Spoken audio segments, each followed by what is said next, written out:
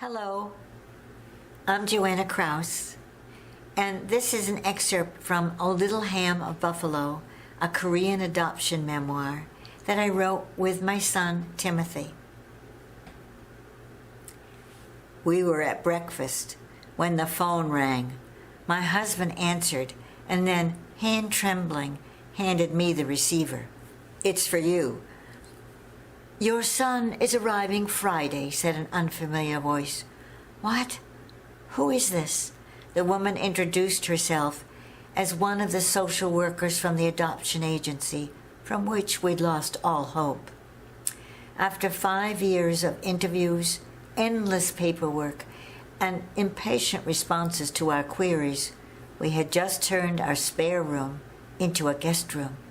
Now we were about to become parents to an older boy from another country, another culture, and another language. "Bring a toy to the airport and a ham sandwich in case he's hungry," continued the cool, efficient voice. I had decided that a teddy bear was known for its comforting quality. Bewildered, I stood by the wide assortment of plush bears in our local toy store. I picked up one after the other, holding it and hugging it until a clerk with a troubled look on his face said, "May I help you, madam?" I want to buy a teddy bear." "Yes," he said, eyeing me with some trepidation. "For my son," I added. "How old is he?" I don't know," I admitted. He looked startled, glancing sideways to see if someone from security was nearby. "I think about 8, I said. "Old for a teddy bear," he said. "Isn't he?" "He's arriving by air," I said. Alarmed, the clerk frowned.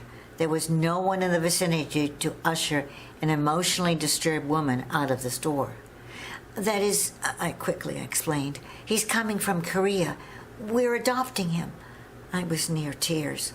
"Oh," he said finally, understanding, and he picked up a small brown teddy bear with black button eyes. But when we first introduced the bear to our new son, he screamed nonstop. Never having had a toy in Korea, he thought the bear was one we had killed and stuffed. He was terrified about what might happen to him. I was totally unprepared. This is our story gleaned from my son's recollections and from my own memories of the journey we took to become a new family. We were sure he would not come. And he came. 10,000 miles, clutching a frightened girl with one hand and a toy patrol car in the other. From the Yellow Sea to the Hudson River. So handsome, the social worker said. But all I saw was the sadness imprisoned in his eyes. Seoul, Tokyo, Anchorage, New York.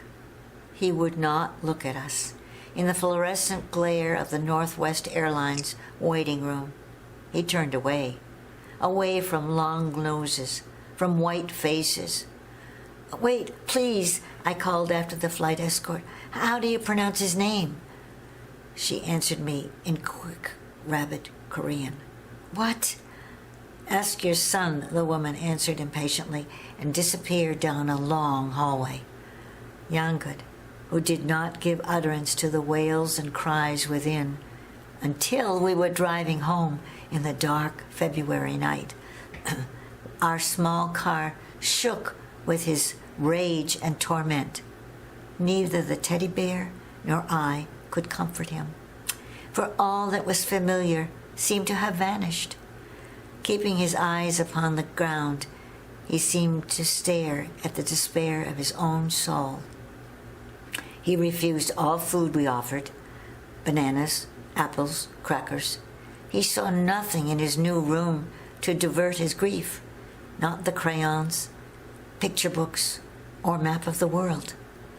When I put a puppet on my hand and in clumsy Korean said, "Annyeong," hello, he looked forlornly out the window.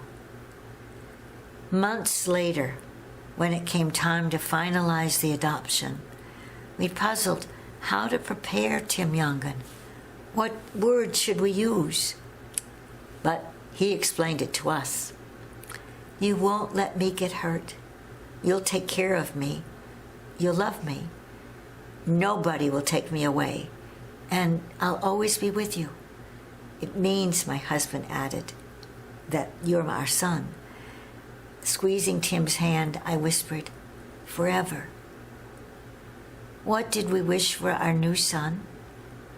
That he would discipline himself enough to see his own dreams realized, and then serve a wider world without losing integrity or individuality or enthusiasm. That he would see beauty in spirit as well as surroundings. That one day he would understand someone wanted more for him than a legacy of stigmatized poverty. That he came to us with a marvelous merriment and changed our lives irrevocably. Thank you for listening.